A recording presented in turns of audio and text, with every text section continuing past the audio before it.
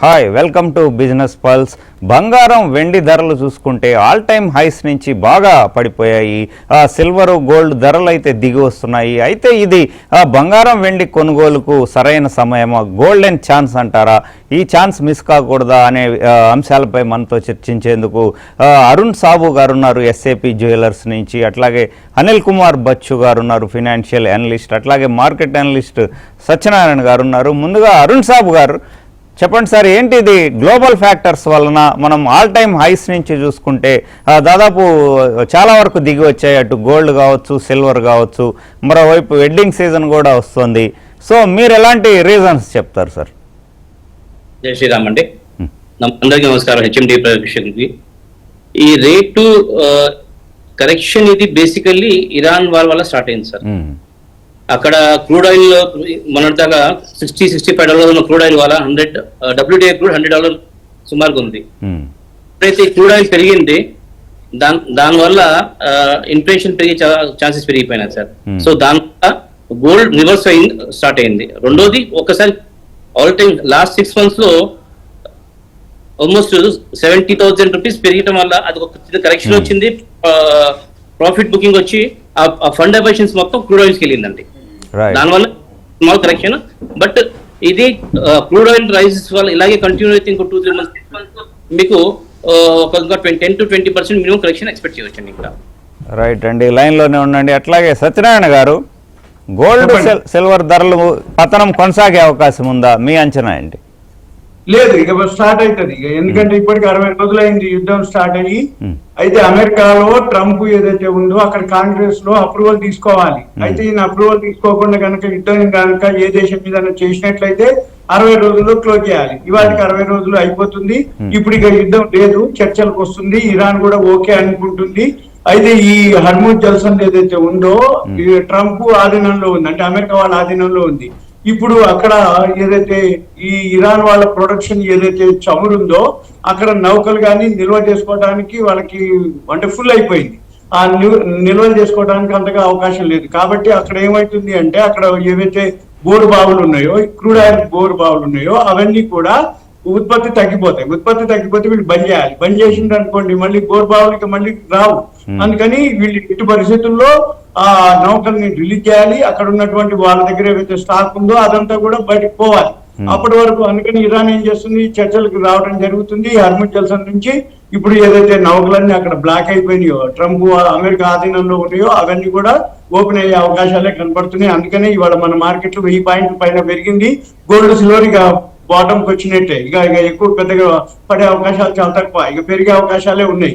ఎందుకు అంటే ఇప్పుడు ఎప్పుడైతే ఈ ట్రంప్ కానీ ఇరాన్ వాళ్ళు కానీ ఏదైతే ఉందో చర్చలు జరిగే అవకాశాలే ఉన్నాయి. లేదు అనుకున్నా యుద్ధం అయితే జరిగే క్వశ్చన్ లేదు ఇక. ఎందుకంటే మళ్ళీ ఇప్పుడు ఆయన కాంగ్రెస్ అంటే అమెరికా కాంగ్రెస్ లో అప్రూవల్ తీసుకోవాలి, తీర్మానం జరగాలి, అప్పుడు మళ్ళీ యుద్ధానికి స్టార్ట్ అవ్వాలి. కానీ ట్రంప్ వాళ్ళు యుద్ధానికి లేరు, వీళ్ళు కూడా లేరు యుద్ధం చేయడానికి. ఆల్రెడీ ఇప్పటికే ఒక విధమైంది. ఇంకొక మెయిన్ రీజన్ ఏంటిదంటే ఏదైతే యుఏఈ అన్నమాట, అంటే ఇది ఓపెక్ అని ఉంటాయి, ఓపెక్ దేశాలు.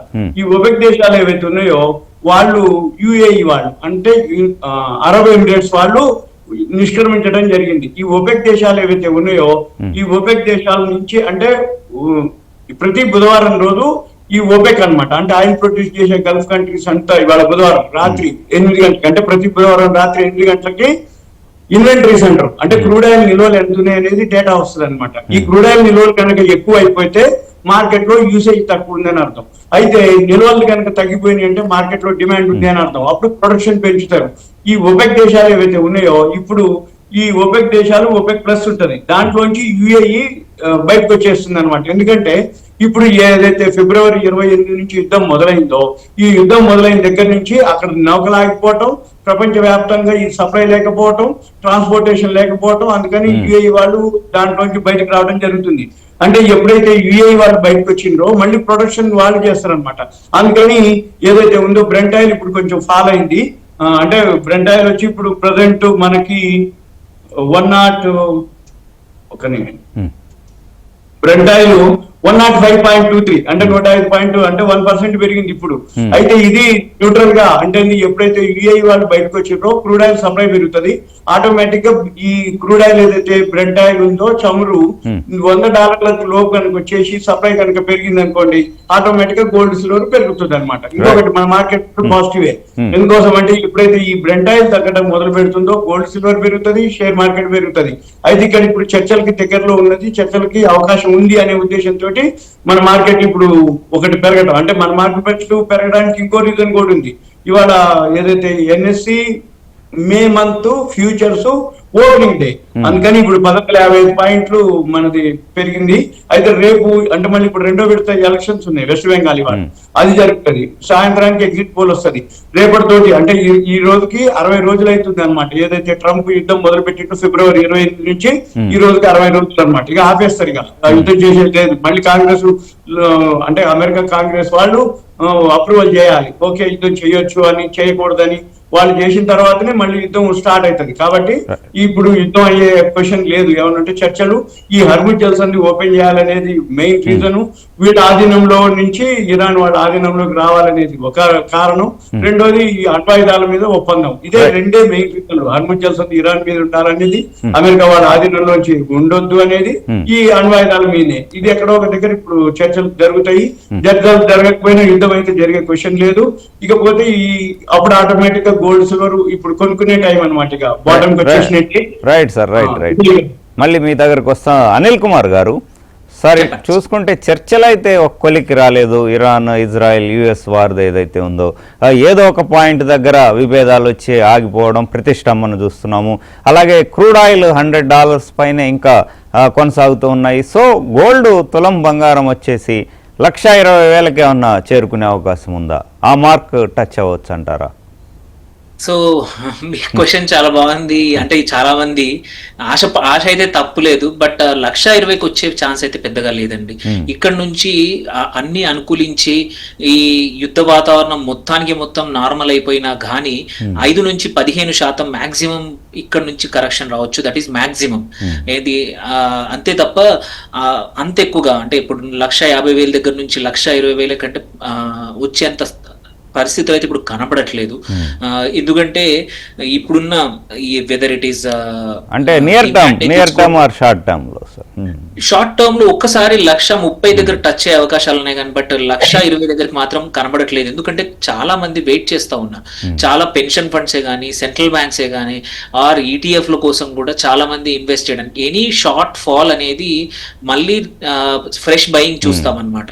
అందుకోసమే మనం చూసాం ఒక్క రోజే తప్ప 1,40,000 కన్నా ఒక్క రోజే తగ్గింది. అది కూడా కొద్దిసేపే, కొన్ని గంట సేపే తగ్గింది. ఎందుకంటే ఎనీ కరెక్షన్ దగ్గర బయ్యర్స్ రెడీగా ఉన్నారు, వెయిట్ చేస్తా ఉన్నారు. అండ్ కొన్ని central banks already, south Korea central bank కానీ, ఈవెన్ ఇండియన్ మన పెన్షన్ ఫండ్స్ కూడా రెడీగా ఉన్నాయి, కొంటా ఉన్నాయి ఎవ్రీ టైం. సో ఉంటే 1,40,000 వరకు వచ్చినా పర్లేదు కానీ అంతకన్నా తగ్గడం మాత్రం చాలా కష్టము ఉన్న పరిస్థితుల్లో. సో అండ్ ఆల్సో ఏంటంటే ఇవి ఒక యుద్ధంతో పాటు యుఎస్ లో ఇంట్రెస్ట్ రేట్లు కూడా చాలా ఇంపార్టెంట్. యుఎస్ ఇవాళ రేపు ఎంపీసీ మీటింగ్ ఉంది యుఎస్ లో. అక్కడ ఇంట్రెస్ట్ రేట్లు ఎలా అవుతాయి, మన పైకి వెళ్తాయా లేకపోతే అలాగే ఉంచుతారా, దాన్ని బట్టి కూడా మొత్తం డిమాండ్ అనేది గోల్డ్ కు మారుతుంది. ఇంట్రెస్ట్ రేట్స్ పెరిగితే మాత్రం బాండ్స్ అట్రాక్టివ్ గా ఉంటాయి. అప్పుడు అటువైపు ఎక్కువగా ఇన్వెస్టర్లు మళ్ళీ అవకాశం ఉంది. అప్పుడు గోల్డ్ మీరు అన్నట్టు ఒక 5% to 10% కరెక్షన్ రావచ్చు. But it's only short term, it won't be long term. కోసం మాత్రం బంగారం పక్కా పెరుగుతుంది. అంటే మిగిలిన అన్ని రీజన్స్ అయితే ఇంటాక్ట్ ఉన్నాయి. షార్ట్ టర్మ్ మాత్రం చిన్న కరెక్షన్ పాసిబుల్ అండి. 1,20,000 వరకు అయితే రాదు. రైట్ అండి. అరుణ్ గారు, సార్ అక్షయ తృతీయ వచ్చింది మొన్న. సో దాని సేల్స్ ఎట్లున్నాయి? ఇది మరోవైపు బంగారం ధర కొంత దిగి వస్తుంది, వెండి కానీ. ఇది గోల్డెన్ ఛాన్స్ అంటారా? పెళ్ళిళ్ళ సీజన్ కూడా నడుస్తుంది, ఇప్పుడు తీసుకోవచ్చు అంటారా, వెయిట్ చేయాలంటారా? సార్ నేను లాస్ట్ టైం ఒక 1 month క్రితం కూడా ఈటీవీలో కూడా ఇదే చెప్పాను సార్, వెయిట్ చేయండి. ఎందుకంటే ఇవాళ రేపటి ఎఫ్ఎంసీ మీటింగ్ ఉంది యూఎస్ లో, ఫెడ్ లాస్ట్ మంత్ ఇన్ఫ్లేషన్ పెరిగి వచ్చింది, రేపు మళ్ళీ ఇన్ఫ్లేషన్ పెరిగి వచ్చింది. సో ఇన్ఫ్లేషన్ కంట్రోల్ చేయడానికి కంపల్సరీ ఇంట్రెస్ట్ రేట్స్ పెంచాలి, తగ్గించడం మాత్రం అవకాశం లేదు. ఈ ఒక జనవరిలో ఈ సంవత్సరం ఒకసారి తగ్గించే అవకాశం ఉందన్నారు, బట్ ఇప్పుడైతే అది అవకాశం కనపడట్లేదు నాకైతే. ఇంట్రెస్ట్ రేట్స్ వీళ్ళు హోల్డ్ చేయడం ఒకటి, చేస్తే స్లైట్ కరెక్షన్ ఉండొచ్చు. Interest rate by default inflation control చేయడానికి ఒక 0.25% పెంచేస్తే అనిల్ చెప్పినట్టుగా ఒక 15-20% కరెక్షన్ రావాలండి. డ్రాప్ ఉంటుంది అంటారు. డ్రాప్ ఉంటుంది. ఈసారి పెద్ద సేల్స్ ఏం లేదండి. జనరల్ 5-10% పెద్ద ఏదేం కాదు. ఆల్రెడీ అందరూ ముందే బయింగ్ చేసేస్తున్నారు కాబట్టి గోల్డ్ ఎక్సెప్ట్ అయింది, కానీ గోల్డ్ ఫ్రెష్ సేల్ అవ్వలేదండి. అత్యవసరం అయితే తప్ప కొనుగోలుకి మొగ్గు చూపొద్దు అంటారు. అత్యవసరం అయితే మామూలుగా మీరు రెగ్యులర్ గా ఎస్ఐపి చేసేది ఎస్ఐపి మాత్రం అవి మాత్రం కంటిన్యూ చేయండి. ఎక్స్ట్రా అప్పులు చేసుకొని బంగారం తక్కువ రేట్లో అవి కొనుక్కోవడం మాత్రం వద్దంటా నేను. రైట్ అండి. సత్యనారాయణ గారు, మీరు నెక్స్ట్ టార్గెట్ ఎంత సజెస్ట్ చేస్తారు సార్? మీరు అంచనా ఏం లేదు, ఇప్పుడు ఆల్రెడీ వచ్చింది. ఇంకో 5% 10% వచ్చినా కొనుక్కోవడానికి ఇప్పటి నుంచి కొనుక్కోవచ్చు, ఇంకా దిగితే కొనుక్కోవచ్చు. కానీ నాకైతే కనపడట్లేదు సూచనలు. ఎందుకోసం అంటే ఆల్రెడీ బాటమ్ కి వచ్చిందనే అనుకుంటున్నా. ఎందుకోసం అంటే ఎప్పుడైతే ఈ చర్చలు ఇవన్నీ అయిపోతుందో, ఎప్పుడైతే ఈ ఓపెక్ వాళ్ళు బయటకు రావడం జరిగిందో ఓపెక్ లోంచి, ఏది యుఏఈ వాళ్ళు, రెండోది ఇవాళ ఫెడరల్ రిజర్వ్ మీటింగ్ ఉంది. వడ్డీ రేట్లు అయితే ఏం పెంచారు అనుకోండి, న్యూట్రల్ గానే ఉంచుతారు. అయితే అది డెసిషన్ మార్కెట్ అనుకున్నదే రేపు తెలుస్తుంది. రెండోది ఇవాళ ఎగ్జిట్ పోల్ ఉంది. అంటే ఇవాళ ఎలక్షన్స్ అయిపోయినాక సాయంత్రం నుంచి ఎగ్జిట్ పోల్ ఉంటుంది. రేపు ఒక రోజు మళ్ళీ బిఎస్సి సెన్సెక్స్ క్లోజింగ్ అనమాట, వీక్లీ మంత్లీ ఎక్స్పైరీ. తర్వాత మేడే హాలిడే ఉంది, మనకి 3 రోజులు సెలవులు ఉన్నాయి.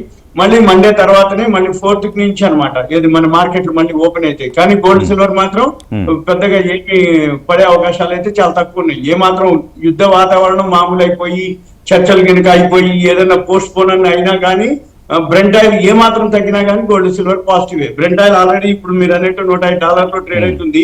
అది కనుక తగ్గింది అనుకోండి, ఆటోమేటిక్ గా మిగిలినన్ని మామూలు అయిపోతుంది. అంటే షేర్ మార్కెట్ పాజిటివే, గోల్డ్ సిల్వర్ పాజిటివే. ఈ బ్రెంట్ ఆయిల్ ఏదైతే ఉందో ఎంత తగ్గితే అంత బెనిఫిట్ అనమాట. కాకపోతే ఇప్పటికే ఈ ఎఫెక్ట్ చాలా ఉంది. కాకపోతే యుఏఈ బయటకు వచ్చింది కాబట్టి ప్రొడక్షన్ పెరుగుతుంది. అందులో ఇప్పుడు ఇరాన్ వాళ్ళు కూడా ఈ వాళ్ళ దగ్గర ఏవైతే నిల్వలు ఉన్నాయో, ఇప్పుడు నిల్వలు దాచిపెట్టడానికి కూడా వాళ్ళకి ప్లేస్ లేదు, నిల్వలు ఉంచడానికి కూడా ఆ నౌకల్లో కానీ ఎక్కడా లేదు అనమాట. అంటే ఆ నౌకలు బయటికి పోలేదు. ఇప్పుడు ఆ నౌకల్లో ఏదైతే నిల్వ చేద్దామంటే వాళ్ళ దగ్గర ఉన్నటువంటి ప్లేస్ కూడా సరిపోవట్లేదు. కాబట్టి ఎట్టి పరిస్థితుల్లో వాళ్ళు చర్చలకు రావాల్సిందే, యుద్ధం ఆగాల్సిందే. మళ్ళీ ఇరాన్ లో ప్రొడక్షన్ కనుక పెరగకపోతే ఆ బావులన్నీ ఎండిపోతే మళ్ళీ తర్వాత చాలా కష్టమైంది బావుల్లోంచి తీయడం. అందుకని ఇరాన్ అటువంటి పరిస్థితి తెచ్చుకోదు. ఎందుకోసం అంటే ఏదో ఒక దగ్గర చర్చలు జరగాలి, ఉన్న క్రూడ్ ఆయిల్ ఏదైతే ఉందో అంత బయటికి పోవాలి, సప్లై జరగాలి. ఆటోమేటిక్ గా అప్పుడు ఈ క్రూడ్ ఆయిల్ కనుక ధర తగ్గిపోతే ఆటోమేటిక్ గా మళ్ళీ గోల్డ్ సిల్వర్ పెరిగే అవకాశాలు ఉన్నాయి. ఇప్పుడు ఈ ఎఫెక్ట్ ఉంది. అంతకుముందు $70 ఉన్నటువంటిది ఇప్పుడు $105, అంటే నియర్లీ 50% పెరిగింది. ఈ 50% పెరిగిన ఎఫెక్ట్ ఆల్రెడీ ఉంటుంది. ఇన్ఫ్లేషన్ పెరుగుతుంది. రాబోయే రోజుల్లో అందరికీ అంటే ఆర్థిక అన్ని ఇరాన్ అనుకోండి, అమెరికా అనుకోండి, ప్రపంచ దేశాలన్నీ అనుకోండి, ఆర్థిక మాంద్యంలోకి వెళ్ళిపోతే అనేది ఒక వార్త ఉండే.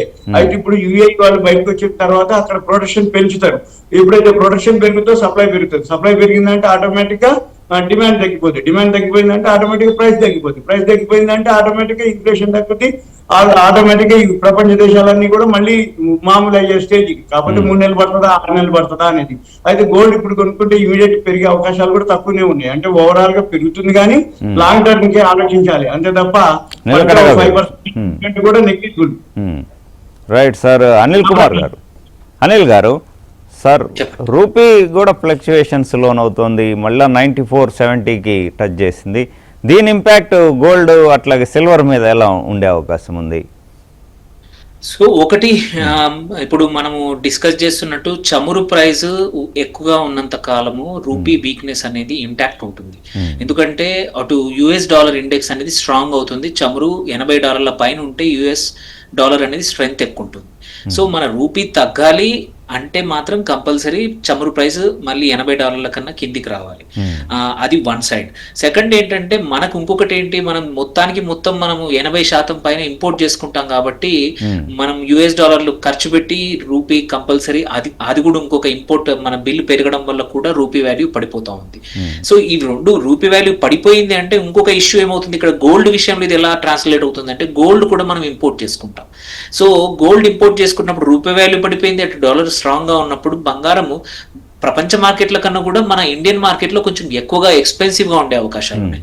సో అటు రెండు రకాలుగా గోల్డ్ ప్రైస్ పెరగడానికి రెండు అవకాశాలు ఉన్నాయి. అటు రూపీ వాల్యూ అండ్ ఇంటర్నల్ గా గోల్డ్ గిట్ట పెరిగితే ఇది కూడా పెరుగుతుంది. కాకపోతే ఇంకొక థాట్ ప్రాసెస్ ఏంటంటే, హిస్టారికల్లీ ఏమవుతోంది, యుద్ధం జరిగాక కొన్ని రోజులు బంగారం ప్రైస్ పడిపోతా ఉంది. అట్లీస్ట్ ఒక లాస్ట్ 15-20 మేజర్ యుద్ధాల తర్వాత ఇలా జరిగింది. ఈసారి కూడా అలా జరగచ్చు. ఎందుకనంటే ఇప్పుడు మీరు ఈవెన్ యుఏఈ బయటకు వచ్చి రావడానికి కారణం ఏంటంటే లిక్విడిటీ, డబ్బులు వాళ్ళకి కావాల్సిన రోజువారీ ఆపరేషన్స్ కి క్రూడ్ ఆయిల్ బయటికి వెళ్ళలేక హోర్ముజ్ జలసంధి బ్లాక్ చేయడం వల్ల డబ్బులు అవసరం. అందుకే బంగారం నిల్వలు అమ్మేసుకుంటున్నాయి సెంట్రల్ బ్యాంక్స్. అట్లాగే చాలా కంట్రీస్ చేస్తున్నాయి అనమాట. ఈ యుద్ధం ఆగిపోయి దీని ఎఫెక్ట్ నార్మలైజ్ అవ్వడానికి 3 నుంచి 6 నెలలు పట్టొచ్చు. అంతవరకు చాలా దేశాలు వాళ్ళ రెగ్యులర్ లిక్విడిటీ అవసరాలకు కానీ వాళ్ళ అవసరాలకు కూడా ఉన్న నిల్వలు అమ్ముకోవాల్సి వస్తుంది. సో అలాంటి పరిస్థితుల్లో బంగారం పడిపోయే అవకాశం ఉందని మాత్రం ఇంకొక వైపు నుంచి కూడా హిస్టరీ సజెస్ట్ చేస్తూ ఉంది. సో ఈసారి చూడాలి మరి అటు ఇంట్రెస్ట్ రేట్స్ ఎటువైపు గెలుస్తుందా, అటు బంగారం పైకి వెళ్తుందా, యుద్ధం తర్వాత తగ్గుతుందా అనేది మాత్రం చూడాలి. బట్ షార్ట్ టర్మ్ లో మాత్రం చాలా వోల్టిలిటీ అనేది మాత్రం ఉంటుందనేది మాత్రం నిజం. మీరు అన్నట్టు సార్ అడిగారు టార్గెట్ ఏంటని, డిసెంబర్ ఆ తర్వాత మాత్రం Q4 ఆ టైంలో మాత్రం మళ్ళీ బంగారం ఇంతకు ముందు లాగా జనవరిలో వచ్చినట్టు ఒక $5,000 టచ్ కావచ్చు. బట్ నెక్స్ట్ 6 months మాత్రం చాలా వోల్టైల్ ఉంటుంది. అడిషనల్ పెద్ద పర్చేస్ చేయడం కన్నా కొంచెం పర్చేస్ చేసుకోవడం చాలా మంచిది ఎవరైనా పెట్టుబడి చేసేవాళ్ళు. మీద డిపెండ్ అయి ఉంటుంది అంటారు, that to December projection. Right అండి. అరుణ్ గారు, గత 4 నెలల కిందట చూస్తే సిల్వర్ 4 lakhs దాటిపోయింది, అట్లాగే గోల్డ్ 1.9 lakh దాకా వచ్చింది. ఆ రోజుల్లో చూసాము ఇక్కడ హైదరాబాద్ కావచ్చు, విజయవాడ, వైజాగ్లో జనాలు క్యూల్లో నిలబడి కొనుగోలు చేశారు. సో అప్పటి ర్యాలీ మిస్ అయిన వాళ్ళు ఇప్పుడు మళ్ళా అదే తరహా బయ్యింగ్కి ఇంట్రెస్ట్ చూపుతున్నారా? అసలు కస్టమర్స్ బిహేవియర్ ఎట్లా ఉందంటారు? అప్పట్లో అయితే ఫోమో, జనాలు వాళ్ళ ఇంట్లో ఉన్న బంగారాలు అన్ని తాకట్టు పెట్టి కూడా బంగారం బ్యాంకుల్లో అప్పులు తీసుకొని కొన్నారు. నాకు తెలిసిన సర్కిల్స్ లో వాల్యుయేషన్స్ లో గోల్డ్ వాల్యుయేషన్ అయితే బ్యాంక్ లో చేసేవాళ్ళు. వాళ్ళు రాత్రి 11:30-12 దాకా బ్యాంక్ లో రోజు వాల్యుయేషన్స్ మీద పడిపోయేది. ఇప్పుడైనా బంగారం కొనుక్కోవచ్చు సార్. Temporary downfall. వాళ్ళు ఇందాక అనిల్ సార్, సత్యనారాయణ సార్ చెప్పినట్టుగా దిస్ ఇస్ టెంపరీ.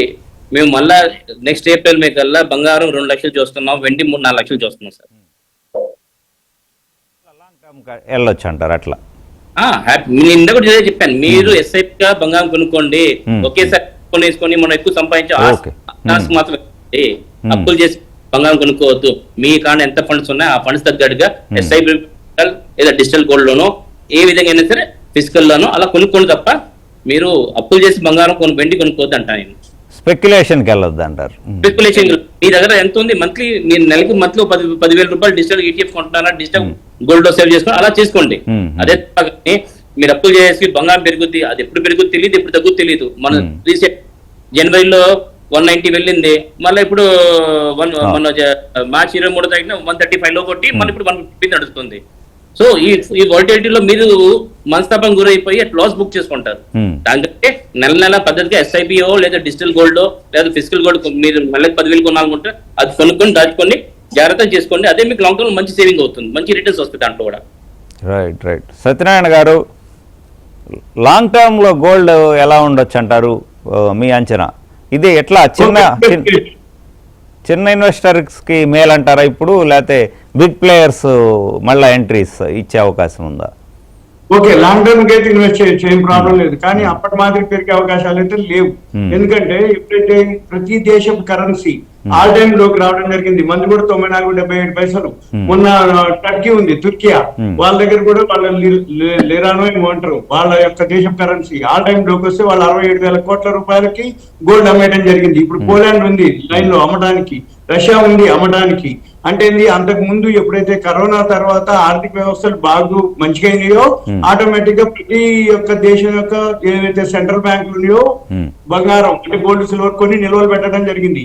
ఎప్పుడైతే ఈ ఇరాన్ మీద దాడి జరగడం మొదలు పెట్టిందో ప్రతి దేశం కరెన్సీ ఆల్ టైమ్ లోకి పోవడంతో ప్రతి దేశపు అంటే ఇక కొనేది లేదు సెంట్రల్ బ్యాంకులు, అమ్మకాలే ఇక. ఎందుకంటే వాళ్ళ యొక్క దేశ కరెన్సీ లోకి వచ్చినప్పుడు, ఇప్పుడు టర్కీ ఉంది, టర్కీ ఆల్ టైమ్ లోకి వచ్చేటప్పటికి వాళ్ళ యొక్క ఎకానమీ స్లో డౌన్ అయ్యేటప్పటికి వాళ్ళకి అవసరమైనటువంటి ఏదైతే కొనాలనుకుందో బంగారం అమ్మటం తప్ప వేరే గత్యంతరం లేక దాన్ని అమ్మేయటం జరిగింది 67,000 కోట్ల రూపాయలకి. ఇప్పుడు పోలాండ్ ఒక లైన్ లో ఉంది. అంటే ఇది ప్రతి దేశం కరెన్సీ ఆల్ టైమ్ లోకి వచ్చినప్పుడు వాళ్ళకి అవసరమైన ఏదైతే ఇంటర్నేషనల్ మార్కెట్ లో కొనాలంటే డాలర్లు కొనాలి. డాలర్ ఎట్లయితే హైలో ఉంటుందో ఇక వాళ్ళకి అంటే తప్పని పరిస్థితిగా బంగారం ఇంకా బంగారం కొనే పరిస్థితుల్లో లేవు దేశాలు. ఏమన్నా ఉంటే అమ్ముకోవటాలి, లేకపోతే హోల్డ్ చేయటాలి, లేకపోతే ప్లెడ్జ్ పెట్టడాలి. ప్లెడ్జ్ పెట్టి తనఖా పెట్టి వాళ్ళు మళ్ళీ లోన్ తీసుకోవటమే. అందుకని చెప్పేసి ఇప్పట్లో పెరిగే అవకాశాలు చాలా తక్కువ. కానీ ఇన్వెస్ట్ చేయొచ్చు లాంగ్ టర్మ్ ఓకే. ఆ పాత రోజుల మాదిరి పెరిగే అయితే నాకు కనపడట్లేదు. ఇంకా 1.5 year అంటే ట్రంప్ ఉన్నంత కాలం వరకు. ఇప్పుడు ట్రంప్ ఏమంటుండు, ఇరాన్ అమెరికా అయిపోయిందో లేదో మనకా తెలుసు అందరికి ఇంకోటి ఉంది, దాన్ని కూడా మేము మళ్ళీ ప్లాన్ చేస్తున్నాం అన్నారు. మళ్ళీ క్యూబా మీద దాడి అన్నాడు. అంటే ఏంది, ఆయన ఊకోడు అనమాట. ఇప్పుడు ఒకసారి ట్రంప్ సుంకాలు టారిఫ్లు అన్నారు. ఫిబ్రవరి 2వ తారీఖు మనకి సుంకాలు టారిఫ్లు ప్రపంచవ్యాప్తంగా ట్రంప్ కి వ్యతిరేకంగా అమెరికా సుప్రీంకోర్టు అతను ఎప్పుడైతే తీర్పు ఇచ్చిందో అందుకు కొన్నాళ్ళు ఆగిండు. ఏమంటే ఫిబ్రవరి 28 నుంచి ఇరాన్ మీద దాడి మొదలు పెట్టిండు.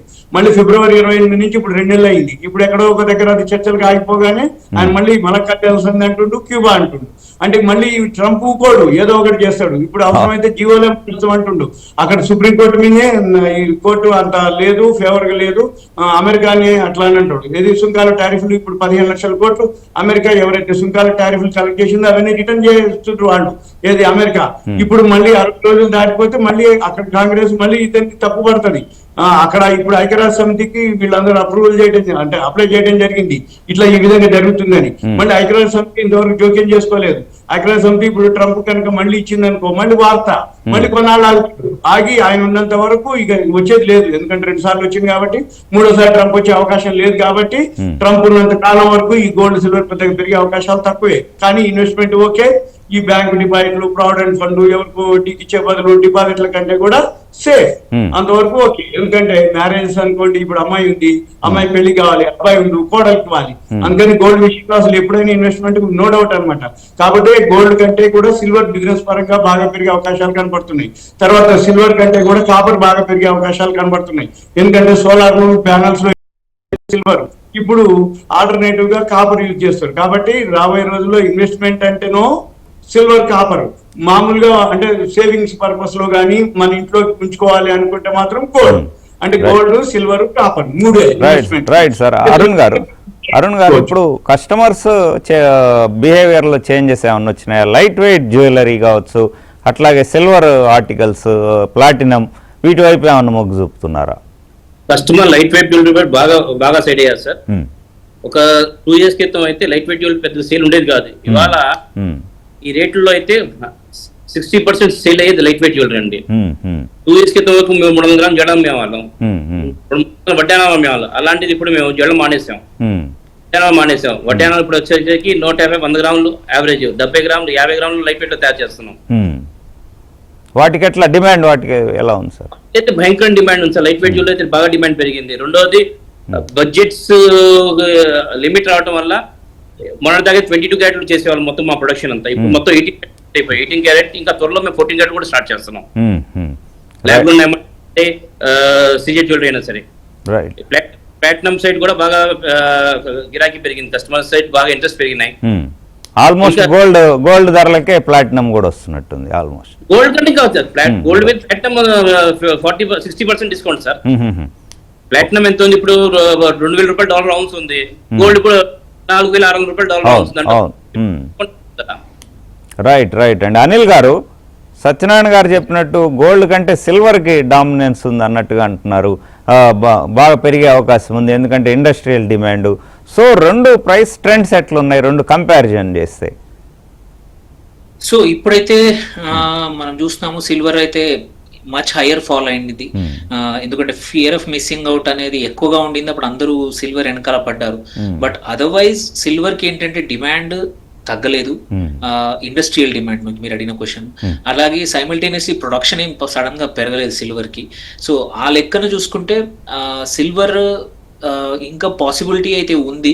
బట్ ఇంతకు ముందు ఉన్న ఓన్లీ ఇండస్ట్రియల్ మెటల్ నుంచి ఇప్పుడు డ్యూయల్ రోల్ వచ్చింది. అక్కడ కూడా చాలా ఈటీఎఫ్స్ రావడం వల్ల ఫైనాన్షియల్ ఇన్వెస్ట్మెంట్స్ చాలా పెరిగాయి. అక్కడ కూడా any small correction, any small changes are lapped up అనమాట. అందరూ కొనేస్తా ఉన్నారు. వాటిలో కూడా ఫైనాన్షియల్ ఇన్స్టిట్యూషన్స్ కూడా తీసుకుంటా ఉన్నాయి. అండ్ మనం సోలార్ ప్యానెల్లో కానీ, ఈవీ మ్యానుఫ్యాక్చరింగ్ కానీ, సెమీ కండక్టర్లో కానీ, వీటన్నిటికీ మళ్ళీ ఈవెన్ ఇండియాలో కూడా మన ఇండియన్ సోలార్ పిఎల్ఐ కూడా చేశారు మ్యానుఫ్యాక్చరింగ్కి. సో ఈ లెక్కన సిల్వర్ డిమాండ్ ప్రపంచవ్యాప్తంగా తగ్గట్లేదు, పెరుగుతుంది. సో లాంగ్ టర్మ్ పెరుగుతుంది. బట్ లాస్ట్ టైం లాగా అంత ఫాస్ట్గా, అంత అబ్నార్మల్ గ్రోత్ మాత్రం ఈసారి వచ్చే అవకాశం లేదు. ఇక్కడ నుంచి పెరిగితే మాత్రం ఒక స్టాండర్డ్గా 8 to 10%, 15% పర్ యానం పెరగచ్చు. అంటే అన్యూజువల్ రిటర్న్స్ ఎక్స్పెక్ట్ చేయడం మాత్రం మర్చిపోతే మంచిది. ఇన్వెస్టర్స్ మళ్ళీ అట్లాంటి పాత టైం మళ్ళీ రాకపోవచ్చు. సత్యనారాయణ గారు, మీరు ఇచ్చే సజెషన్ ఏంటి సార్? ఓకే, ఇన్వెస్ట్మెంట్ రెడీ, ఏం కాదు, పాజిటివ్ కొనుక్కోవచ్చు గోల్డ్ సిల్వర్. లాంగ్ టర్మ్లో నిలకడగా పెరిగే అవకాశం ఉందంటారు. రైట్ అండి, thank you very much sir. Arun గారు, అట్లాగే సత్యనారాయణ గారు, అనిల్ కుమార్ గారు. ఇది హెచ్ఎం టీవీ బిజినెస్ పల్స్. చూస్తూనే ఉండండి హెచ్ఎం టీవీ.